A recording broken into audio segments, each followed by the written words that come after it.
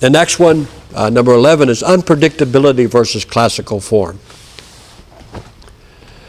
It's pretty easily understood. I mean, it's, unpredictability versus classical form. A long time ago in a far, far away place, when we first started learning karate, it was pretty stylized. If you saw a guy, and it's somewhat that today, if you saw a guy up with his feet close together dancing around, he was a kicker. If you saw a guy in a wide stance and solid down, he was a puncher. It was pretty much cut and dry. He's a kicker, he's a puncher. So you knew what you were up against as soon as you came in.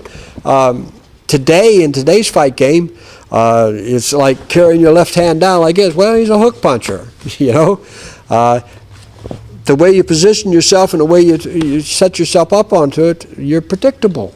That's why, again, I told you before, I get paid so much, is because I can look at a guy and tell you what he can do just by the way he holds himself.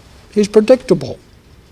What we try to do is we hold our hands a certain place all the time, this way, 8 to 10 inches from the head. Fist is held vertically. Because from here I can throw a jab, a turnover, an uppercut, and a hook punch equally well. I can block in and out equally well. So I'm not predictable. Same with my rear hand. It stays right here. I can throw a straight, I can throw that, I can throw an uppercut, I can throw a hook, all equally well. Well, if I turn my hand any other way, I can do one way maybe better than the others, but I'm predictable again. So we try to stay very unpredictable. When we used to spar in the old points things, that's what we did.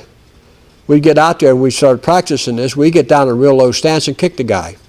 We'd get up dancing around, we'd throw punches at him. And we confused them. We became unpredictable. When you're sparring and a technique, you say, okay, how can I do this so that I'm not going to be predictable? Well, your body balance when you're kicking, it's got to stay 50-50. That's why the step up is so important.